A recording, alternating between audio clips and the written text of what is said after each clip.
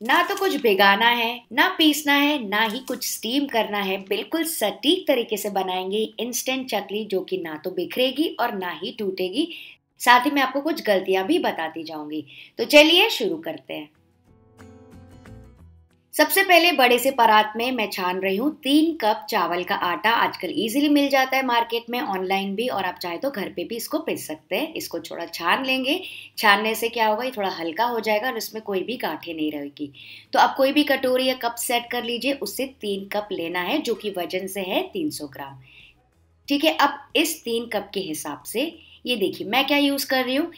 1 cup भरकर भुना हुआ दालिया या फिर भुने चना, फुटाना दाल, रोस्टेड चना दाल, जो भी आप कहते हो, इसको मिक्सी में डाल के अच्छे से पीस लेंगे। और वजन से ये है 100 ग्राम। ये देखिए बिल्कुल पाउडर जैसा हो गया, एकदम अच्छे से पिस गया है।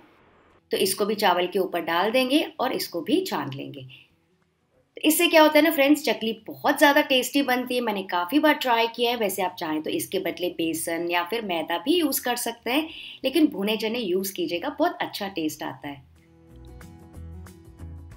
तो फ्रेंड्स मान लीजिए आपका जो चना है वो पुराना है या फ्रिज में पड़ा है या फिर हल्का गीला हो गया है, तो उसको क्या कीजिएगा, थोड़ा सा आप भून लीजिएगा, ड्राई रोस्ट कर लीजिएगा, फिर पीसेगा तो अच्छे से पाउडर हो जाएगा। तो बारी आती है कुछ मसाले डालने की। 1/4 टीस्पून हींग डाल रही हूँ, आधा टीस्पून धनिया पाउडर, आधा टीस्पून जीरा पाउडर। जीरा पाउडर कुछ ज़्यादा ही डार्क कर दिया है मैंने। आधा टीस्पून अजवाइन क्रश करके डाल दीजिए, ये तो मेन फ्लेवर है चकली का। 1 टीस्पून भर के कश्मीरी लाल मिर्ची पाउडर, बहुत ज़्यादा मत डालिएगा। 1/4 टीस्पून डाल रही हूँ हल्दी पाउडर। और ये देखिए 2 टेबल स्पून भर के मैं डाल रही हूँ सफ़ेद तिल। इसका टेस्ट बहुत अच्छा आता है और इसका जो नटी अरोमा आता है ना, फ्लेवर जब खाने में, वो तो बहुत अच्छा होता ही है। साथ ही जो चकली है ना, दिखने में बहुत सुंदर लगती है। आधा टीस्पून जीरा डाल रही हूँ क्योंकि पाउडर भी डाला था। और करीबन 1 से 1.5 टीस्पून मैं डाल रही हूँ नमक, क्योंकि काफ़ी सारा आटा हमने लिया है। इसको सबसे पहले इसे ड्राई मिक्स कर लेंगे। अच्छा फ्रेंड्स, फ्लेवरिंग आप अपने हिसाब से फिर से यहाँ पे एडजस्ट कर सकते हैं। जो ज़्यादा पसंद है ज़्यादा डाल दीजिए। यहाँ पे आप चाहें तो इसके साथ कलौंजी भी डाल सकते हैं, अदरक लहसुन का पेस्ट भी डाल सकते हैं, वो भी बहुत ज़्यादा टेस्टी लगता है। कुछ लोग तो यहाँ पे कसूरी मेथी भी डालते हैं, वो भी आप डाल सकते हैं। बस एक चीज़ का ध्यान रखना है कि कश्मीरी लाल मिर्ची पाउडर और हल्दी बहुत ज़्यादा नहीं डालना है, वरना फ्राइंग करने के बाद बहुत डार्क हो जाएगी। तो अब बारी आती है मोइन की। तो यहाँ पे मैं यूज कर रही हूँ आधा कप से थोड़ा ही कम। ये देखिए एकदम जो तेल है ना, उसको मैंने गरम कर लिया था। और ये अगर आप देखेंगे तो टेबल स्पून है 6 टेबल स्पून। आधा कप से थोड़ा ही कम है, आप चाहें तो आधा कप भी डाल सकते हैं, पर उससे बहुत ज़्यादा कुरकुरी हो जाती है, कभी कभी चकली टूट भी जाती है। तो ये देखिए 6 टेबल स्पून मैंने डाल दिया। तो ये थोड़ा सा गर्म है, तो सबसे पहले इसको स्पून से मिक्स कर लीजिए और उसके बाद अपने हाथ डाल के आप इसको ऐसे रब रब कर सकते हैं, ताकि मोइन एकदम अंदर तक चला जाए। ठीक है, ये बहुत इंपॉर्टेंट स्टेप है, आप सबको पता है। इसके बदले आप चाहें तो मेल्टेड घी भी डाल सकते हैं, या फिर आधा मेल्टेड घी आधा ऑयल डाल सकते हैं, या फिर सबसे बढ़िया चीज़ मैं आपको बताती हूँ, इसमें आप डाल सकते हैं करीबन आधा कप मेल्टेड बटर। एंड वो तो मेरे बच्चों का फेवरेट है। तो फ्रेंड्स वीडियो पूरा वॉच कीजिएगा, बटर चकली कैसी दिखती है इसकी, वो भी मैं आपको आगे बताने वाली हूँ। ये देखिए मुट्ठी बंद रही है, मतलब कि अच्छे से मोइन इसमें रस बस गया है। अब एक और बहुत इंपॉर्टेंट चीज, इसको गूंथना कैसा है ताकि आटा बहुत ज्यादा नरम भी ना हो और बहुत ज्यादा कड़क भी ना हो। तो यहाँ पे मैं यूज कर रही हूँ हल्का गर्म पानी। थोड़ा थोड़ा करके डालते जाइए और इसको गूंथते जाइए। गर्म पानी ऐड करने से क्या होगा फ्रेंड्स, इसमें बढ़िया सी बाइंडिंग आ जाएगी और आटा जो है ना, थोड़ा सा इलास्टिक हो जाएगा, थोड़ा सा सॉफ्ट हो जाएगा। वरना अगर आप चावल का आटा नॉर्मल ठंडे पानी से गूंथेंगे ना, तो वो थोड़ा सा कड़क हो जाता है। आई होप ये आप अंडरस्टैंड कर पा रहे होंगे।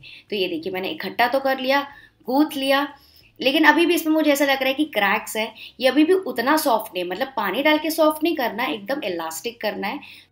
तो यहाँ पे मैं एक और ट्रिक कर रही हूँ। मैं यहाँ पे यूज कर रही हूँ किल्ली। किल्ली तो वैसे सिंधी में कहते हैं। हिमाम दस्ते का जो कूटने वाला पार्ट है ना, उससे थोड़ा सा ऐसे कूट कूट लीजिए।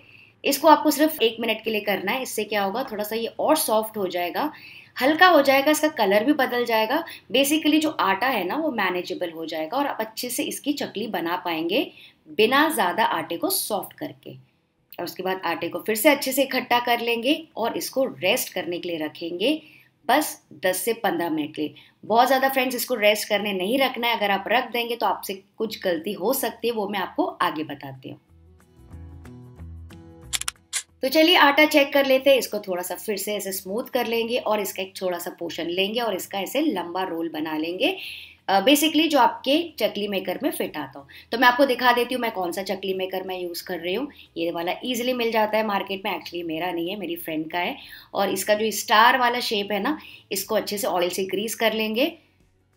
इसको डाल देंगे इसके अंदर और अंदर का भी पूरा हिस्सा अच्छे से ग्रीस कर लेंगे ताकि चकली बनाने में एकदम आसानी हो और वो स्मूथली निकले।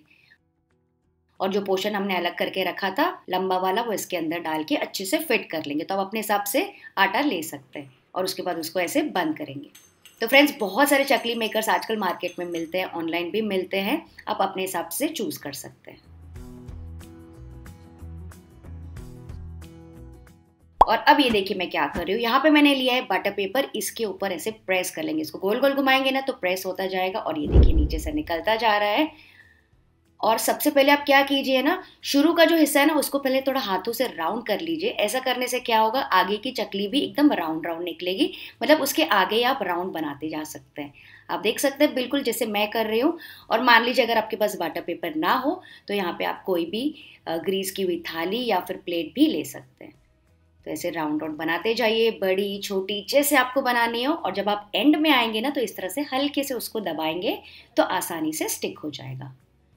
तो फ्रेंड्स देखा आपने, हर एक चकली एकदम बराबर बन रही है और बीच से बिल्कुल भी नहीं टूट रही है। और मुझे तो बहुत ज़्यादा मज़ा आ रहा है इसे करने में। तो अगर फ्रेंड्स आपको भी देखने में एटलीस्ट मज़ा आ रहा है तो इस वीडियो को लाइक ज़रूर कर लीजिएगा।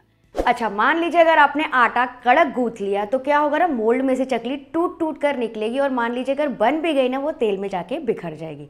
और अगर गलती से आपने आटा सॉफ्ट गूंथ लिया तो भी आपकी चकली नहीं बनेगी और अगर आप फ्राई करेंगे तो काफ़ी सारा तेल पी लेगी। तो इन सारी बातों का आपको ध्यान रखना है।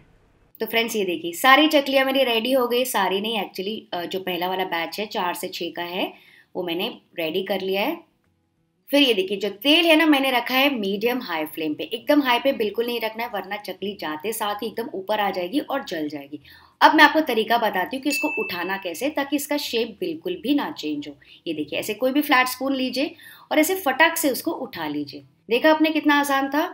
और इसको डाल देंगे गरम तेल में, मतलब मीडियम हाई तेल में, और इसको फ्राई करते जाएंगे। तो एट ए टाइम आप 4 से 5 चकलियाँ एक साथ तल सकते हैं। तो यहाँ पे एक और इम्पॉर्टेंट चीज़, पहले 1 मिनट के लिए इसको बिल्कुल भी टच नहीं करना है, झारा नहीं चलाना है, चम्मच वगैरह कुछ भी नहीं चलाना है।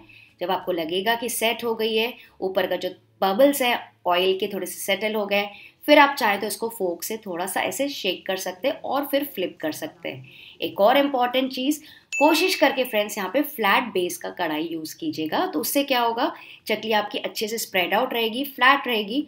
और अगर नॉर्मल आप गोल वाली कढ़ाई ले लेंगे ना तो साइड से वो थोड़ी बिगड़ जाती है। ये मैंने खुद ट्रायल में किया है, तो वो गलती मैं आपको बता रही हूँ।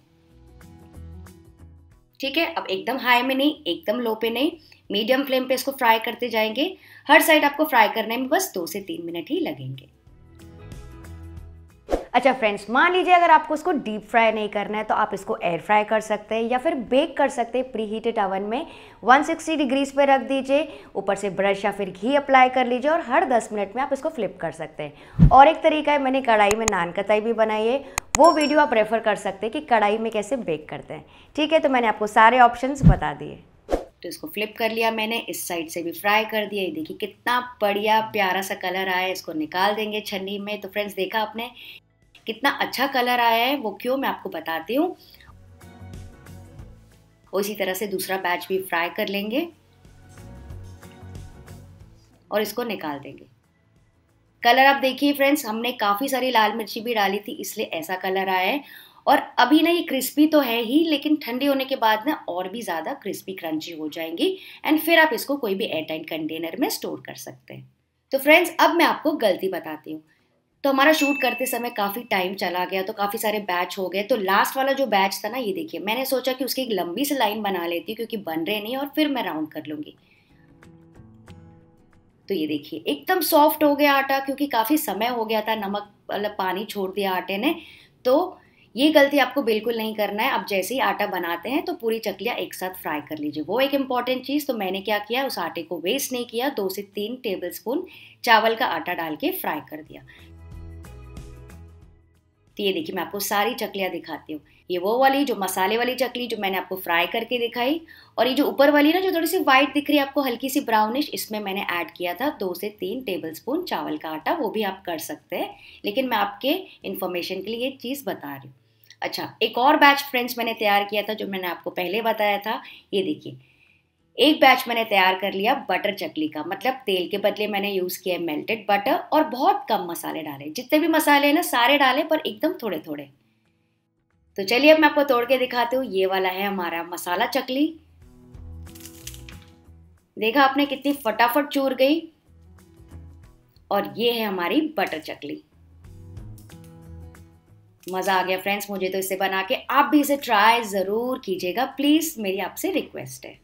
तो फ्रेंड्स थी ना ये बहुत मज़े की रेसिपी। इसको आप ठंडा होने के बाद कोई भी एयरटाइट कंटेनर में डाल के स्टोर कर सकते हैं। ये 1 महीने तक के अच्छे रहते हैं। और इसके साथ ही आप बना सकते हैं मेरा आटा नमक पारा, पोहा चिवड़ा और शक्कर पारा भी, एंड दिवाली की तैयारियां शुरू कर सकते हैं। तो फ्रेंड्स इसके अलावा भी मैंने 4 बहुत ही आसान और ज़बरदस्त मिठाइयाँ बनाई है दिवाली के शुभ अवसर के लिए, जिसको देखते ही आपको बनाने का मन करेगा। उसका वीडियो यहाँ पे आप क्लिक करके चेक कर सकते हैं।